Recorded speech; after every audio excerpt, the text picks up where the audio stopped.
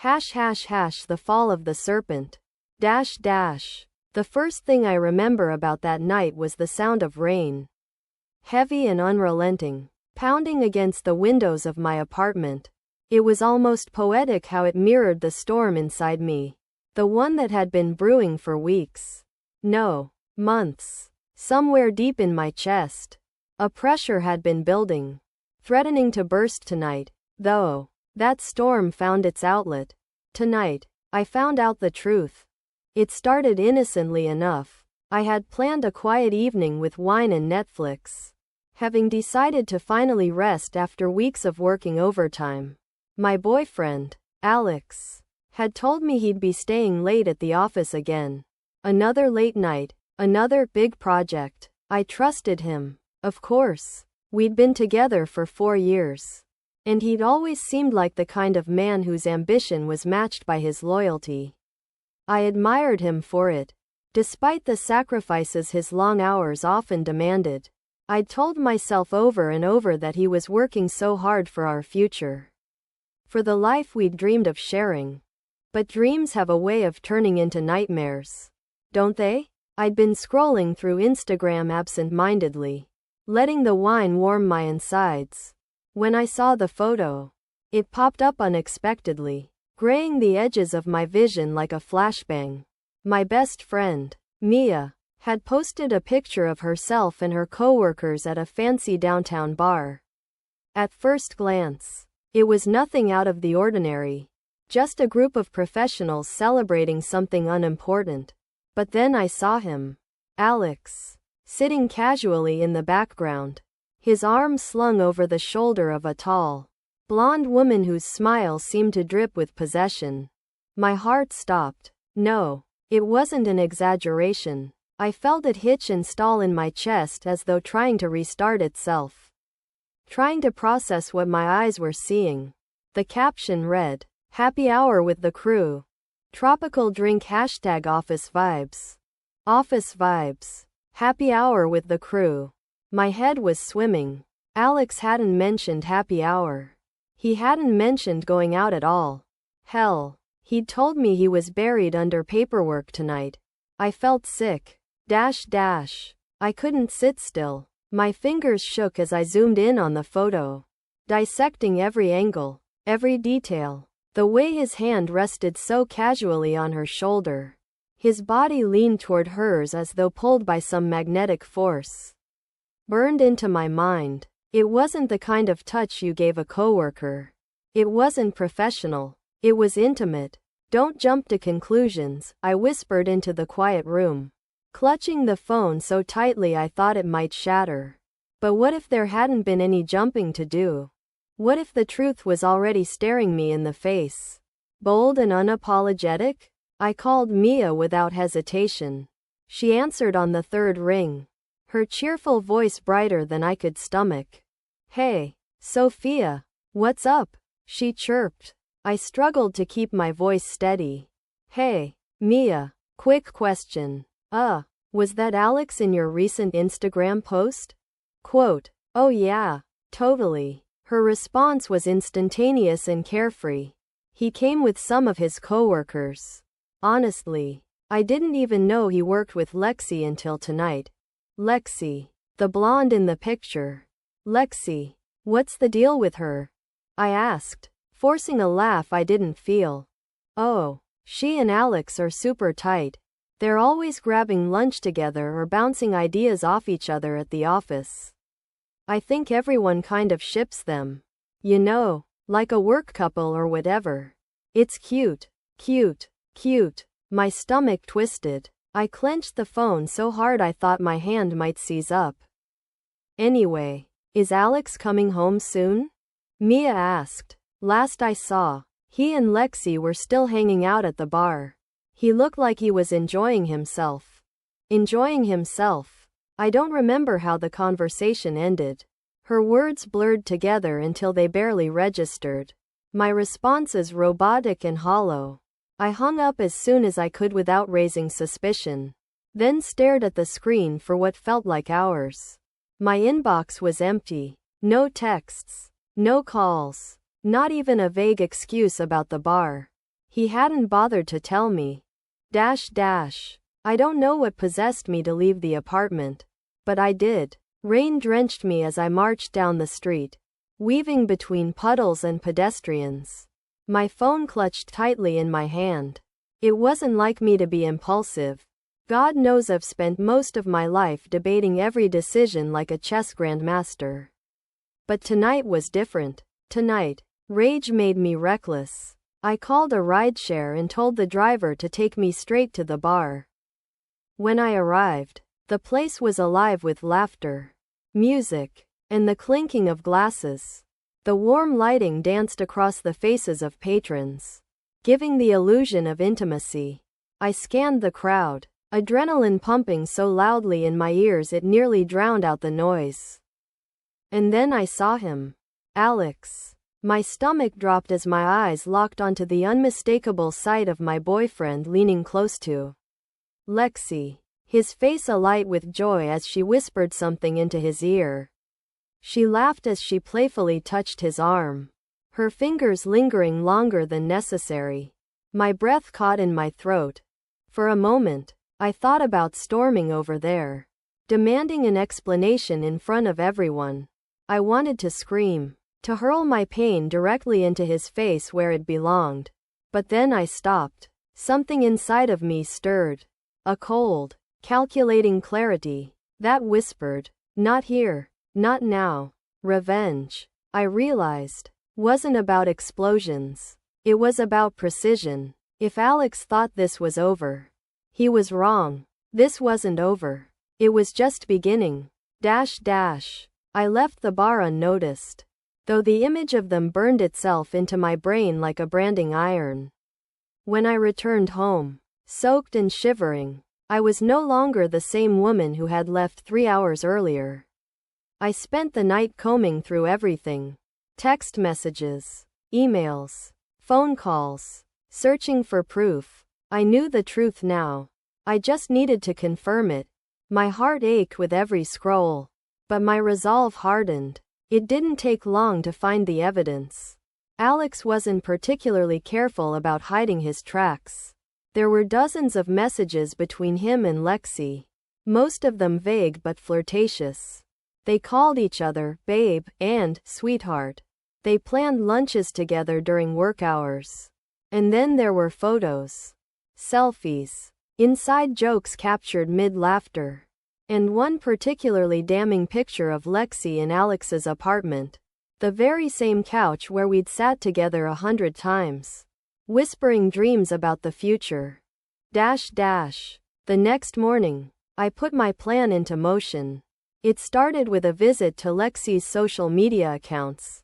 Her posts about their office happy hours and her frequent mentions of Alex were enough to paint a damning picture. Armed with screenshots, I reached out to a few trusted contacts. Mia, of course, who was horrified, an old college friend who worked in corporate law, and the HR department of Alex's company. What I learned was shocking. Not just about their relationship, but about Alex himself. Apparently, Alex and Lexi weren't just coworkers. They were partners on a major project. A project that, I found out through careful digging, had involved cutting some questionable corners. I wasn't privy to all the details, but it was clear someone had set the company up for legal trouble. Knowing Alex's ambition, I had a sinking suspicion this was his doing, not Lexi's. This wasn't just about cheating anymore. This was about lies, betrayal, and corruption on every conceivable level.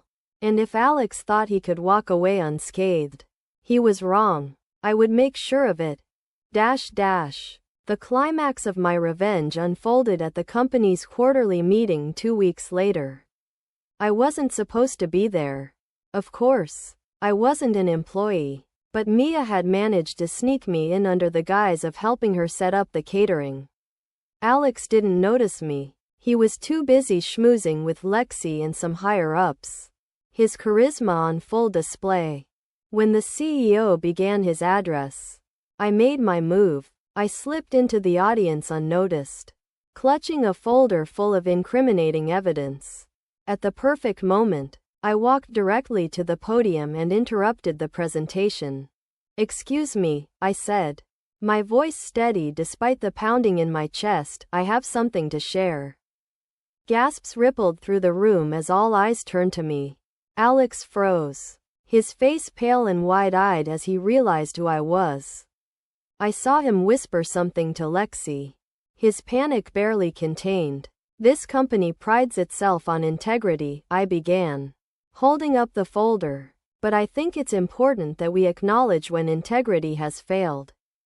The CEO frowned, confused. "Who are you?" Quote. I smiled tightly. "It doesn't matter who I am. What matters is the truth." I opened the folder, revealing screenshots, emails, and photos that implicated Alex and Lexi, not just in their affair, but in the shady dealings surrounding their project. It was all there, laid bare for everyone to see. Alex shot to his feet. "Sophia, stop." Quote. "You don't get to tell me what to do anymore," I snapped, my voice ringing with finality. "You lied to me. You lied to them. And now everyone knows." The room erupted into chaos. Lexi buried her face in her hands, while Alex tried, and failed, to explain himself to the CEO. Security escorted me out, but not before I saw the look on his face. Broken, defeated, terrified. It didn't take long for the fallout to hit. Lexi was fired almost immediately, while Alex was suspended pending an investigation. Word spread quickly, and soon their names were synonymous with scandal. Their affair and their unethical behavior became watercooler gossip across the company's network.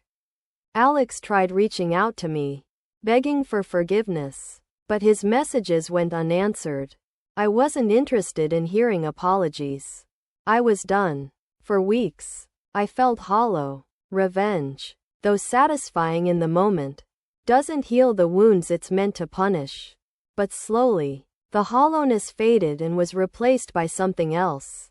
Freedom. The more I distanced myself from Alex's memory, the stronger I became. I rebuilt myself piece by piece, learning how to trust myself again, how to breathe again. And one day, I realized I wasn't just surviving anymore. I was living. Alex? He never recovered. His career was destroyed, his reputation irrevocably tarnished. And Lexi? She disappeared from the industry entirely. In the end, all they had left was each other. And given their toxic foundation, I doubted it would last. Justice, I realized, doesn't always look like redemption. Sometimes, it looks like consequences. And I, for the first time in my life, felt truly whole. Word count, approximately 3,650 words. Thank you for pointing that out. Let's dive deeper into the emotional, descriptive, and narrative facets of the story to ensure it meets your requirements. Here's the expanded continuation. In the days after exposing Alex and Lexi, I felt an emotional cocktail that was impossible to define as just one thing. Satisfaction lingered, yes, but so did an unexpected emptiness. Like I had smothered a fire within me but had no idea what to do with the ashes. I'd spent so much time focused on Alex's betrayal, on bringing his reality crashing down, that I hadn't prepared myself for what came next. The truth was, even in the aftermath of my revenge, I still didn't understand how he could do it, how he could lie so easily for months, kiss me in the mornings, whisper good night, and then turn around to hold someone else in the same arms that used to feel like home. How he could make me feel like I was his world, only to reveal I was just a placeholder, a safety net. These thoughts churned inside me like storm clouds as I walked the streets of the city one evening. Long after rush hour had emptied the sidewalks, the rain from that first night had cleared, replaced by a cold, brittle wind that cut through my coat as I wandered aimlessly. Every so often, I replayed the look on Alex's face during the quarterly meeting, The way his confident, charming mask had cracked into something raw and animalistic. Panic, rage, and a desperate plea for control. He'd always prided himself on his composure. So seeing him unravel like that in front of his colleagues had struck a chord in me I didn't know existed. Did I regret it? No. But I couldn't stop wondering. Had I really won? Or had I just let his actions rewrite who I was? Making me colder, harder, vengeful? A week after the meeting, Alex showed up at my apartment. It was late, probably close to midnight, and I had been curled up on the couch with a book, trying to lose myself in someone else's world for a change. The knock on my door startled me. 3 sharp raps that echoed like gunshots in the stillness of the night. My stomach twisted. A part of me already knew it was him before I even checked through the peephole. When I opened the door, I was struck by how different he looked. Alex had always carried himself like he was untouchable. Clean-shaven, sharp suit, expensive cologne. But the man standing on my doorstep wasn't him. His hair was disheveled, his face shadowed by the beginnings of a beard. His usual confident energy had fizzled into something smaller, weaker. The sight of him almost made me feel pity. Almost. "Sophia," he murmured, his voice hoarse. Can I talk to you?" Quote. I folded my arms across my chest, leaning casually against the doorframe. "Talk? About what? How you lied to me for months. How you humiliated me and then tried to act like the victim when I held you accountable."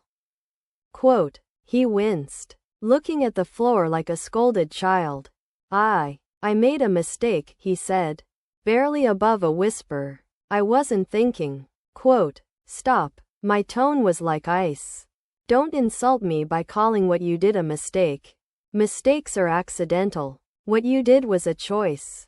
Every text you sent her, every time you touched her, every lie you told me, those were all choices." His eyes snapped to mine, desperation gleaming in them. "I still love you, though. That hasn't changed."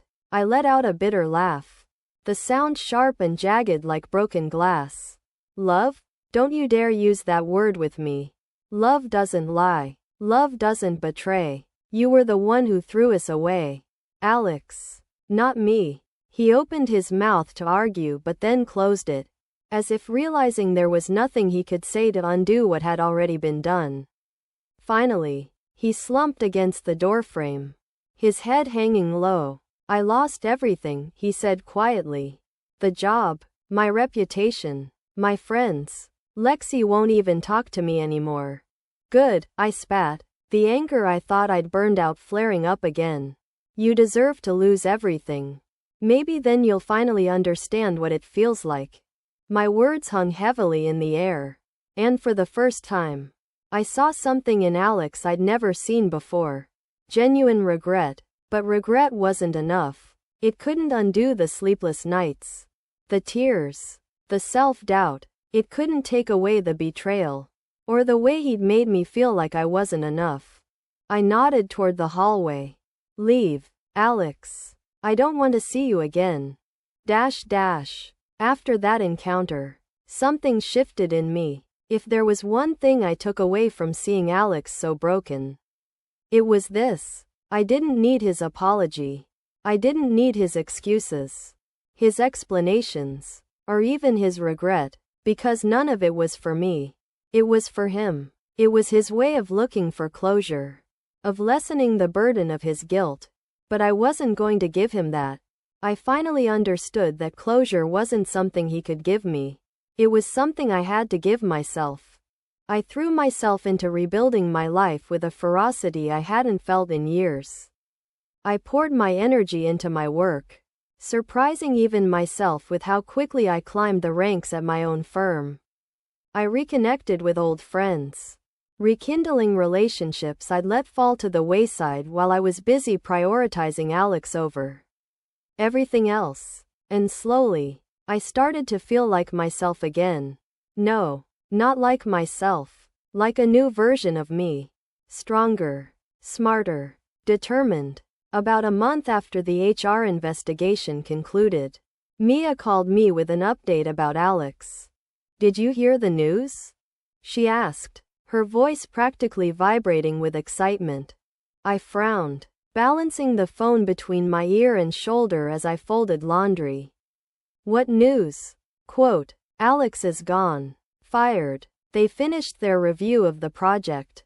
And apparently, he falsified some of the budget reports. It was bad. Like, lawsuit-level bad. He's blacklisted from working in finance now."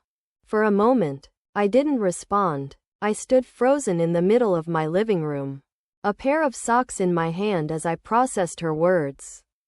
Gone. Fired. Blacklisted. Wow, I finally murmured, my voice soft. I expected consequences. But I didn't think it would go that far. Neither did I, Mia admitted. But honestly, I'm glad. He deserved it. And so did that snake Lexi. As I hung up, I found myself standing in front of the mirror in my bedroom, studying my reflection. For the first time in months, maybe years, I saw someone I could be proud of staring back at me. Someone who refused to tolerate lies. Someone who demanded better. For herself. And for her future. Months turned into a year.